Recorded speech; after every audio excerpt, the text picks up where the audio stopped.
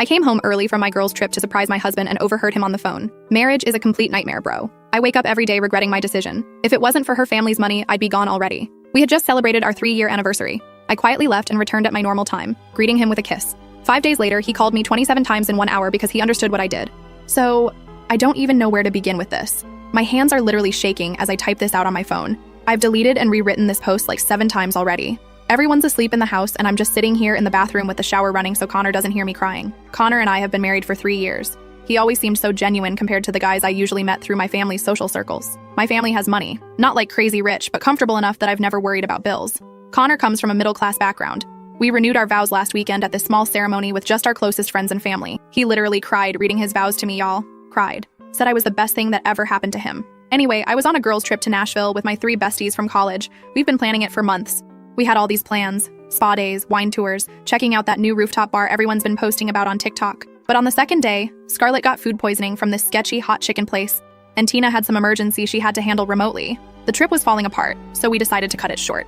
I thought, hey, perfect opportunity to surprise Connor. He's always saying how much he misses me when I'm gone, always texting me those wish you were here selfies from our couch with his sad puppy eyes. So I took an early flight back, stopped to pick up his favorite nachos from this hole-in-the-wall place near our house, and some craft beer he's been obsessed with lately. I was so excited to surprise him. I had this whole image in my head of his face lighting up when he saw me. I came in through the garage using my code so I could really surprise him.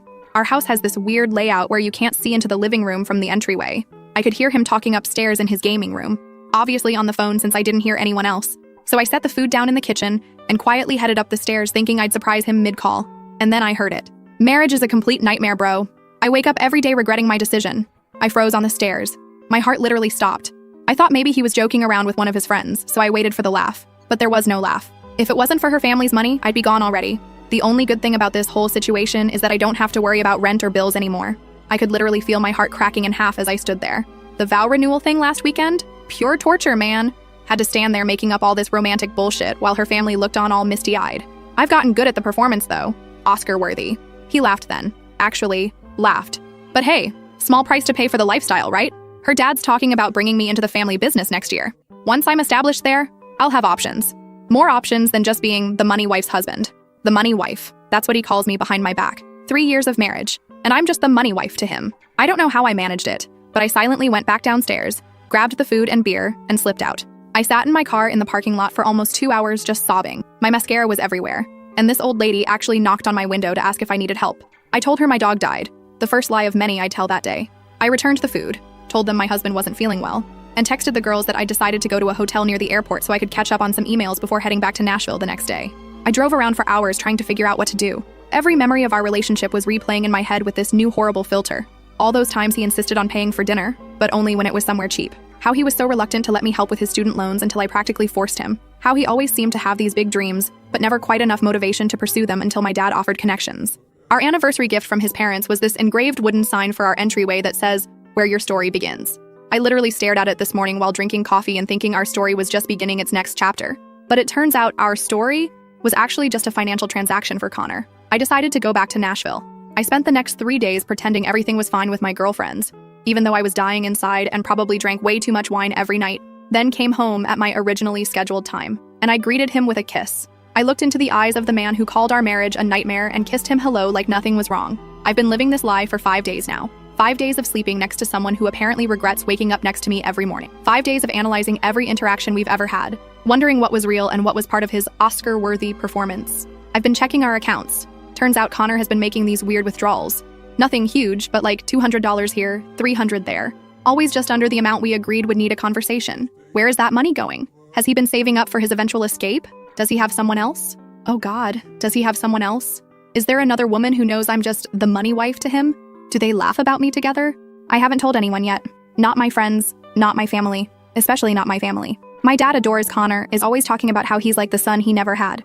It would break his heart to know Connor only sees him as a meal ticket. I've been making subtle changes though. Yesterday, I accidentally left open a browser tab with my separate bank account information, the one he doesn't have access to. This morning, I mentioned that my dad is actually reconsidering some of his business ventures due to economy concerns.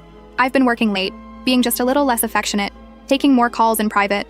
The bathroom sink has been leaking for weeks, and Connor kept saying he'd fix it this weekend. Last night, I just called a plumber without telling him. When the guy showed up, Connor looked so confused. I just shrugged and said, You seemed busy with other things.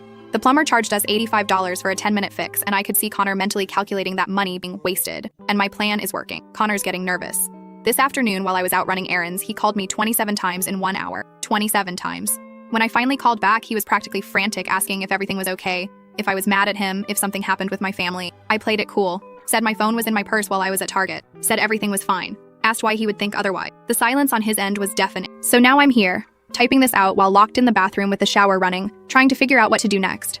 I know I need to confront him, but I also need to be smart about this. We have joint accounts, my mistake. My name is on the mortgage, but he's on the deed. Everything is tangled up. I'm trying to come up with a plan. Part of me wants to just scream in his face about what I heard, but another part wants to be more strategic. What if I slowly withdraw emotionally while getting my financial affairs in order? What if I document everything? What if I let him think everything is okay until it's decidedly not okay for him? I think that's what I'm going to do. He spent 3 years lying to my face. Maybe I can manage a few weeks of the same. I have to go. The hot water is probably running out and Connor will wonder why I've been in the shower for 45 minutes. I'm going to go out there, kiss my husband goodnight, and lie beside him while planning my exit. Edit. Connor just texted asking if I want to go away for the weekend to reconnect. The audacity of this man. Will update when I can. First update. First, thank you all for the overwhelming support on my last post. I read every single comment, and y'all gave me the strength to get through these past 2 weeks without completely falling apart. Sorry for the delay in updating. I've been careful about my online activity since Connor has suddenly developed this weird habit of casually glancing at my phone whenever it's nearby. So, it's been 14 days since I overheard my husband of 3 years telling his friend that our marriage is a nightmare and I'm just his meal ticket to financial comfort. 14 days of sleeping next to someone who apparently regrets waking up beside me every morning. 14 days of the most exhausting performance of my life. The day after my last post, I decided I needed to be methodical about this. No emotional reactions, no confrontations, until I had everything lined up perfectly. I made a list, I'm a chronic list maker when stressed, of everything I needed to do. Secure my financial situation, gather evidence of his true character, not for legal reasons, but for when family inevitably asks questions. Find out exactly how deep his deception goes, prepare an exit strategy, build a support network, without revealing everything just yet. The first thing I did was call my personal bank, the account he doesn't have access to, and increase my security measures. Changed all passwords, added verbal security questions, and made sure they knew not to discuss my account with anyone but me. Then I started slowly moving money from our joint accounts into my personal one. Nothing drastic, just enough each day that it wouldn't immediately raise flags. Is that wrong? Maybe. But finding out your husband is a gold-digging liar kind of changes your perspective on fairness. The weekend reconnection trip, Connor suggested. I agreed to it, but suggested we go to this rustic cabin my family owns by the lake instead of the luxury resort he had in mind. The look on his face, y'all. He recovered quickly with a whatever makes you happy, babe, but I saw that flash of disappointment. Everything is suddenly making sense. How he always pushes for the expensive options when he knows my family might cover it, but becomes budget conscious when it's coming from our accounts. The cabin trip was actually revealing in ways I hadn't expected. Our Wi-Fi barely works out there, and Connor spent almost the entire weekend checking his phone and complaining about the spotty signal. He kept wandering down to the end of the dock where sometimes you can get 1 bar. At one point, I followed him, quietly, and overheard him telling someone he was going crazy, being trapped in the middle of nowhere, and would make it up to them when he got back. Who was he talking to? And what exactly was he planning to make up to them? When we got home Sunday night, he immediately said he needed to run to Walmart for some stuff for work tomorrow. He was gone for over 2 hours. For Walmart, which is 12 minutes from our house. When I checked our joint credit card app later, there was no charge from Walmart, but there was a $60 charge from a bar across town. During the trip, I had accidentally mentioned that my dad was considering early retirement due to some health concerns, completely made up, and might be scaling back some business operations. Connor spent the next hour asking increasingly detailed questions about Dad's plans, the family trusts, and our future security. Barely a word about Dad's fictional health issues. It was like watching someone rip off their mask without realizing they were doing it. I've also been digging through our financial history, and what I found made me physically sick. Over the past 3 years, Connor has borrowed nearly $17,000 from our joint accounts for what he called business expenses and investments, money that never returned and he can't properly account for. There's a pattern of large withdrawals right before he visits his hometown, suggesting he's been supporting someone or something there that I don't know about. Last week, I went through his nightstand while he was at the gym, something I never thought I'd do, but desperate times. Inside, I found a second phone, one of those cheap prepaid ones from Target. It was password protected, but he'd scribbled the code on a sticky note stuck to the back. Classic Connor, always forgetting his passwords. The phone had only one contact saved, D, with dozens of texts arranging meetups and discussions about money. Some referenced the long-term plan and staying the course. One from 3 months ago literally said, just 2 more years and we're set. 2 more years until what? I took pictures of everything with my phone before carefully replacing his exactly as I found it. The psychological warfare is the strangest part of all this. I've been slightly altering my behavior, being just a little less affectionate, taking more private calls, mentioning casual conversations with our family lawyer. Nothing confrontational, just different, and Connor is losing it. 2 nights ago, he actually went through my closet while I was in the shower. I only know because he left my boots in a different order than I keep them. Yes, I'm that person who arranges her shoes precisely. When I came out and noticed, I didn't say anything, just rearranged them while he watched from the bed, pretending to be on his phone. Yesterday, I found him scrolling through my iPad search history while I was making dinner. I'd intentionally left searches for signs your husband is cheating and separate bank accounts in marriage for him to find. When I walked in, he practically threw the iPad onto the couch and started rambling about how much he loved the lasagna I was making, even though I was clearly making stir-fry. Our fridge has been making this weird clicking sound for months, and Connor always said he'd fix it. Yesterday, I casually mentioned maybe we should just buy a new one, and he immediately went into fix-it mode, spending 2 hours tinkering with it. Suddenly, all those household tasks he's been putting off for months are getting done. The bathroom door that's been squeaking since last Christmas, fixed. The broken porch light, replaced. The wobbly kitchen table, stabilized. It's like watching someone frantically trying to prove their value. I've started having lunch with Loretta once a week. She's my best friend since college and the only person I've told about what's happening. She was initially shocked, then furious on my behalf, and has now become my co-conspirator and sounding board. She helped me set up a separate email account that Connor doesn't know about and suggested I start documenting everything. Last Wednesday, I was working late at a client meeting. Truthfully, I was actually just sitting in a Starbucks scrolling through Surviving Infidelity and taking notes. And Connor showed up unannounced with dinner. He's never done this in 3 years of marriage. He claimed he was just missing me, but spent the entire impromptu dinner interrogating me about a call he'd overheard me having with Loretta where I'd said something about making big changes. The call was actually about possibly redoing our guest bedroom, but he doesn't need to know that. Then came the 27 calls incident I mentioned briefly in my last post. I now realize what triggered it. I'd left some printouts from our joint account on my desk that morning, showing his large withdrawals over the past year. I hadn't confronted him about them, just left them there. When I came home that evening, the papers were in a different position. He'd seen them, panicked, and that's why he bombarded me with calls while I was in meetings. When I finally called him back after the 27th call, the conversation went like this. Me, hey, what's the emergency? My phone was in my desk during meetings. Connor, breathing heavily. No emergency, just, is everything okay with you? With us? You've been different since you got back from Nashville. Me, different how? Connor, I don't know, just distant? And you've been taking a lot of private calls. And you mentioned something about your dad reconsidering his business plans? I'm worried about you. Notice how he slipped in concern about my dad's business between fake concern for me? Classic Connor move that I never recognized before. Me, everything's fine. Just busy with work. Why would anything be wrong? The silence on his end was so long I thought the call had dropped. Connor, no reason. I just love you, that's all. Me, I love you too. The biggest lie I've ever told. After we hung up, I sat in my car and cried for almost an hour. Not because I'm sad the marriage is ending, but because I'm mourning the relationship I thought I had. The Connor I fell in love with doesn't exist. He's a character, played by a man who sees me as nothing but a bank account with a body attached. Last night, he suggested we have another vow renewal ceremony for our parents who couldn't make it to the first one. When I asked why the sudden interest in renewing vows we just renewed 2 weeks ago, he stammered something about celebrating our love with everyone important to us. Translation: he's panicking about his gravy train derailing and wants to cement his position with my family. I smiled and said maybe next year. The relief on his face was palpable. What he doesn't know is that I've already spoken to a lawyer. Not our family lawyer, but someone recommended by Loretta who doesn't run in our social circles. I have an appointment next week to discuss my options. I've documented the financial discrepancies. I've secured my most important personal documents and irreplaceable family heirlooms by taking them to my friend's house for a photo shoot for her Instagram. Another lie, but hey, I learned from the master. The weirdest thing happened this morning. I was getting ready for work and Connor came up behind me in the bathroom, hugged me and started crying. Actually crying. Said he felt like he was losing me and didn't know why. For a split second, I almost broke down and confronted him right there. But then I remembered the conversation I overheard, remembered him laughing about his Oscar-worthy performance. And I just patted his arm and told him everything was fine, just busy at work. His tears dried up remarkably quickly when I mentioned I might have to postpone our trip to New York next month. The one where we were supposed to stay in that 5-star hotel his Instagram influencer friend recommended. Funny how his emotional crisis evaporated at the mention of a luxury experience potentially slipping away. The confrontation is coming. I'm almost ready. But I want him to sweat a little more, to feel the ground shifting under his feet without understanding why. I want him to experience just a fraction of the uncertainty and betrayal I've been feeling. Is that petty? Maybe. But when someone shatters your entire reality, I think you're entitled to a little pettiness. Edit. To those asking if we have kids, thankfully no. Connor always had just one more thing he wanted to accomplish before starting a family. I now realize that one more thing was establishing himself enough to leave with half my assets. Edit 2. Connor just texted asking if we can have dinner at my parents' house this weekend. Says he misses them. I bet he does. Second update. Hey y'all, it's been about a month since my last update, and so much has happened. First, thank you for all your support and advice. I've read every comment, even the ones questioning my methods. Trust me, I've questioned them myself every step of the way. So, picking up where we left off. After discovering Connor had been secretly siphoning money from our accounts and only staying with me for my family connections, I spent weeks quietly gathering information and preparing my exit strategy.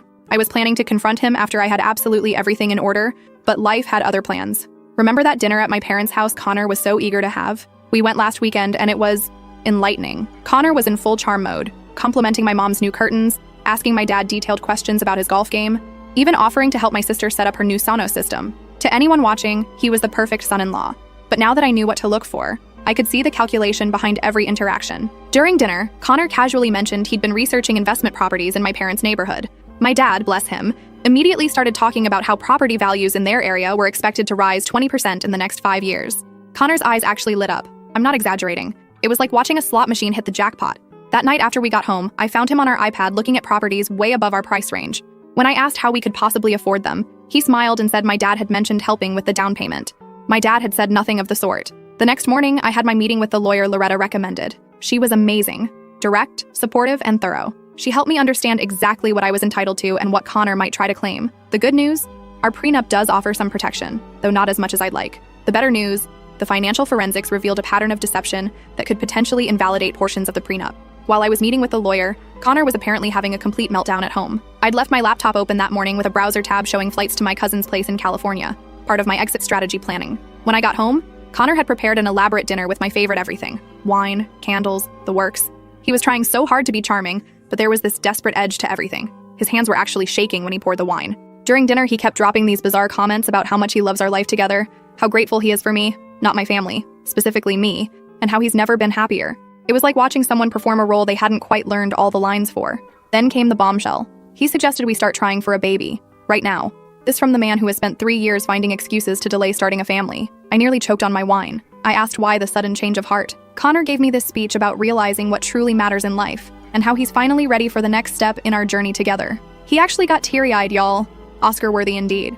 I smiled and said, "That's quite a coincidence, because I've been doing some thinking about our future too." The hope that flashed across his face was almost sad. I continued, "In fact, I've been reflecting a lot on our relationship since I got back from Nashville." The hope vanished, replaced by something closer to panic. He reached for his wine glass so quickly he nearly knocked it over. He asked what kind of reflections. That's when I decided to start laying my cards on the table. Not all of them, but enough to watch him squirm. I said I'd been thinking about honesty in marriage, about what people really want versus what they say they want. Connor's face went so pale I thought he might pass out. He asked what that meant. Instead of answering directly, I asked if he remembered what he said in his vows at our renewal ceremony about how meeting me was the best thing that ever happened to him. He nodded, attempting a smile that looked more like a grimace. I asked if he meant it. "Of course I did," he said, reaching for my hand across the table. "I meant every word." I pulled my hand away slowly. "That's interesting, because I could have sworn I heard you tell Danny that the vow renewal was pure torture, and that you had to make up romantic bullshit while my family looked on." The color drained from his face completely. His mouth opened and closed several times, but no sound came out. When he finally tried to speak, I continued, "Or maybe I misheard. Maybe you didn't call our marriage a nightmare and say you wake up regretting your decision every day. Maybe I imagined the part where you said the only good thing about our relationship is my family's money." Connor knocked over his wine glass then, sending red wine cascading across our white tablecloth. He didn't even move to clean it up. He just stared at me with this expression of pure horror. When he asked when I heard it, I told him, "When I came home early from Nashville to surprise you." "Surprise?" "Baby, you completely misunderstood," he started, his voice taking on that soothing tone he uses when he thinks I'm being emotional. "I was just venting to Danny about a rough patch. Everyone says things they don't mean when they're frustrated." "A rough patch?" I repeated. "Interesting. And which part was the misunderstanding? The part where you called me the money wife? Or the part where you said you're only sticking around until you're established enough to have options?" His face went from pale to gray. He clearly hadn't realized how much I'd heard. He stammered that it was taken completely out of context. "Then please, Connor, explain the context where telling your friend our marriage is a nightmare and you're only with me for financial gain makes sense." He couldn't, of course. Instead, he switched tactics, going from denial to tearful apology in seconds flat. He claimed he'd been going through a personal crisis when I overheard him, that he didn't mean any of it, that he loved me more than anything. I just sat there watching this performance with new eyes. All the things I used to find sincere, the tender glances, the earnest declarations, the vulnerable moments, now looked like carefully calculated moves in a long con. "Are you leaving me?" he finally asked. "I haven't decided yet," I lied. Of course I had decided, but he didn't need to know that yet. What followed was 2 weeks of the most exhausting emotional manipulation I've ever experienced. Connor pulled out all the stops. He sent flowers to my office every day with increasingly desperate notes. He contacted my parents claiming he was worried about my sudden change in behavior. He suggested couples therapy, rich coming from someone who thought our marriage was a nightmare. He even reached out to Loretta trying to get her to talk some sense into me. The most telling part? During his campaign to save our marriage, he never once mentioned my family's financial situation. It was like he was carefully avoiding the very thing that had motivated him all along. Meanwhile, I continued executing my plan. I moved the remaining funds from our joint accounts into my secured personal accounts. I spoke with my family's financial advisor to ensure Connor couldn't access any family assets. I packed essentials and irreplaceable items and moved them to a storage unit Connor doesn't know about. I also had a private conversation with my parents, which was one of the hardest things I've ever done. My dad has always thought of Connor as the son he never had, and my mom adored him for, supposedly, making me happy. Telling them that their beloved son-in-law was a fraud who only wanted their money and connections nearly broke them. Dad wanted to confront Connor immediately, but I convinced them to follow my lead for just a little longer. The dishwasher broke down 3 days ago. Perfect timing, right? Connor immediately volunteered to call someone to fix it, which was unusual since he normally complains about repair costs. I said we should just buy a new one, and he agreed without even asking about the price. He's desperately trying to appear unconcerned about money now. Last night, we attended a dinner party at my friend Scarlett's new house. Connor has always found Scarlett a bit much, his words, with her loud personality and unfiltered opinions. But last night, he was hanging on her every word, laughing at all her jokes, even complimenting her TikTok dance videos that he's previously called embarrassing at her age. Halfway through dinner, Scarlett's boyfriend Lucas, who knows nothing about my situation, casually mentioned a news story about a guy who had scammed his wealthy wife for years. Everyone laughed about what an idiot the man was to think he could get away with it. Everyone except Connor, who suddenly became very interested in his mashed potatoes. When Lucas asked him what he thought about the story, Connor muttered something about not all relationships being what they seem on the surface. The table went quiet. I could feel Scarlett looking at me, confused by the sudden tension. I just smiled and asked her to pass the salt. On the drive home, Connor was unusually quiet. When we pulled into our garage, he turned to me with this desperate look and asked if everything was really okay between us. I told him I didn't know what he meant. He said things had felt off for weeks, and he couldn't shake the feeling that something was terribly wrong. I looked him straight in the eyes and said, "Maybe you should check your conscience if you're feeling that something's wrong." He flinched like I'd slapped him. This morning, I found him going through our wedding album, something he hasn't looked at in years. He claimed he was feeling nostalgic, but the panic in his eyes told a different story. He's trying to find clues about how much I know and what I'm planning to do about it. I've scheduled a meeting with my parents and our family financial advisor for tomorrow. Connor thinks it's about some routine trust matter, but it's actually to formally remove him as a beneficiary from several accounts and to discuss the implications of our upcoming divorce. I've already warned my parents to act normal until after the meeting. I'm not even angry anymore. I'm just tired. Tired of the performance, tired of watching him scramble to maintain his facade, tired of pretending I don't know our entire marriage has been a business transaction to him. Tonight, Connor suggested we take a second honeymoon to reconnect. He showed me pictures of this ridiculously expensive resort in Bali on his phone, talking about infinity pools and private beaches. The old me would have been thrilled. The new me just wondered how much of my family's money he was planning to spend on this last-ditch effort. I smiled and told him it sounded lovely, but maybe we should talk about it after the meeting with my parents tomorrow. The relief on his face was immediate. He clearly thinks he's still got time to fix whatever's broken. He doesn't realize that by this time tomorrow, his carefully constructed world will be in pieces. The meeting with my parents and the financial advisor is scheduled for 10 a.m. By 11, he'll know that I've known everything for weeks. By noon, he'll be faced with the reality that the gravy train has not only stopped, but is reversing course at high speed. Edit. Connor just texted asking if I want sushi for dinner tonight. Says he wants to treat me to something special before our big financial meeting tomorrow. If he only knew. Last update. Hey Reddit family. I want to start by thanking every single one of you who supported me through this journey. Your comments, messages, and advice helped me find strength on days when I felt like I was drowning. I promised a final update when everything was settled, so here it is. The conclusion to my story. So, that meeting with my parents and the financial advisor, it went exactly as planned. And Connor's face when he realized what was happening is something I'll cherish forever. We all sat down in my dad's home office. Me, Connor, my parents, and Mr. Bradshaw, our family's financial advisor since I was a kid. Connor was all smiles, probably thinking this was his chance to cement his position in the family finances. Dad started by asking Connor if there was anything he wanted to tell us before we began. Connor looked confused but said no. Everything was great. Dad nodded and then pulled out a folder containing printouts of Connor's secret withdrawals from our joint account, screenshots of text messages to Dee about the long-term plan and the coup de grace, a transcript of the phone call I'd overheard where he called our marriage a nightmare. Y'all should have seen Connor's face. It was like watching someone's entire world collapse in slow motion. He went from confused to shocked to panicked to calculating in about 10 seconds flat. He immediately tried to claim it was all a misunderstanding, that he'd been going through a rough time and had said things he didn't mean. Mom, who had been quietly seething since I told her everything, finally lost it. She called him a gold-digging parasite and said she'd never been so disappointed in her judgment of character. Connor actually tried to appeal to her, saying they'd always had such a special bond and that she knew the real him. Mom just laughed and asked which version was the real him, the one who called his marriage a nightmare or the one who cried during his vow renewal. The meeting ended with Mr. Bradshaw explaining that Connor had been formally removed from all family accounts, trusts, and business interests. Dad informed him that divorce papers would be delivered to him that afternoon and that he had 24 hours to remove his personal belongings from our house. Connor's final play was turning to me with tears in his eyes. Actual tears. The man deserves an Emmy. And asking if I was really going to throw away 3 years of marriage over one stupid conversation. I looked him straight in the eyes and told him I wasn't throwing away anything. He'd already done that when he decided I was nothing but a meal ticket. The divorce process itself was surprisingly quick.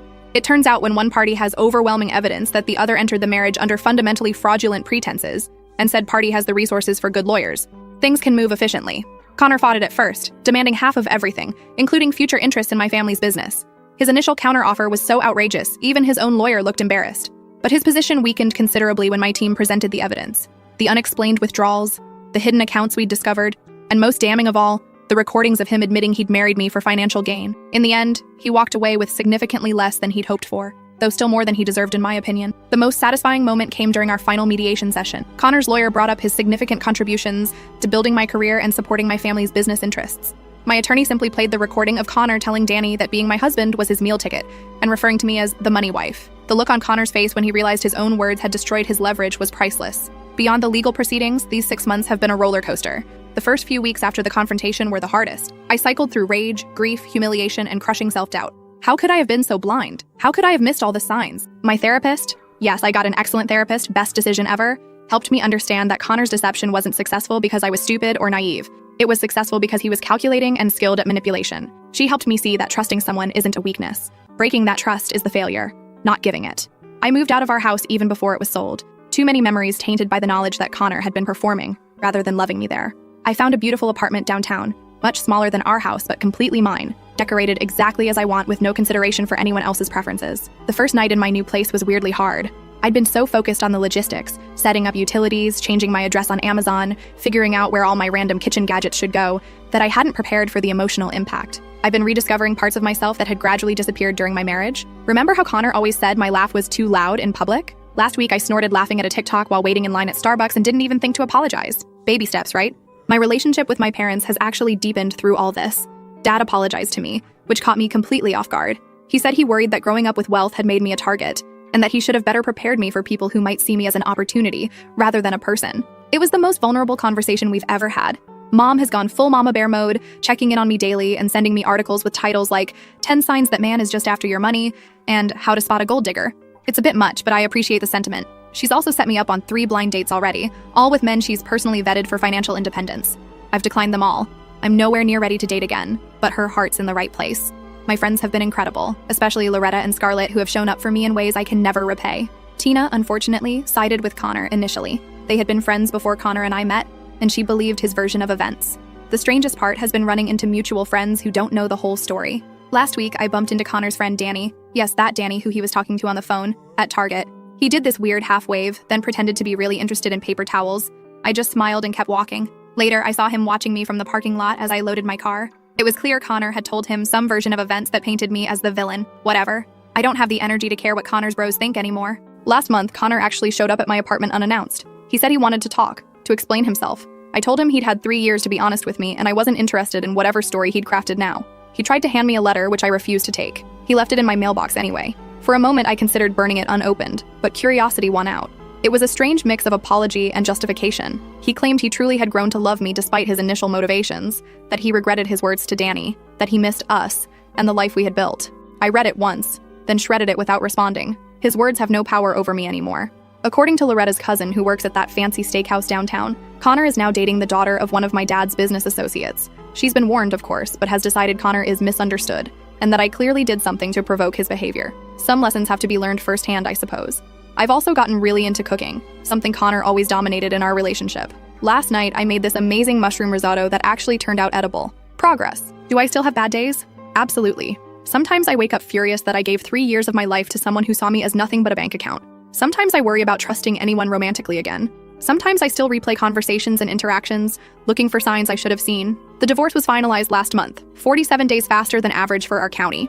The house sold quickly, and I used my portion to pay off some student loans I'd been carrying forever and invested the rest. Connor tried to claim emotional distress and damage to his professional reputation in our final hearing, but those claims were dismissed almost immediately. Last week, my mom sent me a Facebook screenshot of Connor at some charity gala with his new girlfriend. My first reaction wasn't jealousy or anger, it was relief. Relief that he's someone else's problem now. Relief that I don't have to wonder if every smile, every kind word, every gesture of affection is part of some elaborate performance designed to access my family's money. The money wife is dead. Long live just plain Natalie. Oh, remember that second phone I found with the mysterious contact D? Turns out D stands for Denise, Connor's ex-girlfriend from college, who conveniently reached out to him 6 months after our wedding. Apparently, they'd been in contact the entire time we were married, with Connor sending her money regularly and promising they'd be together once the plan was complete. She attached screenshots of their conversations as proof, including one where he told her our vow renewal was the last hurdle before they could move to phase 2. I wasn't even angry when I read her message. I just felt sorry for her. She actually believes she's special, that he wouldn't do to her what he did to me. I sent her back one message. Good luck, you'll need it. Edit.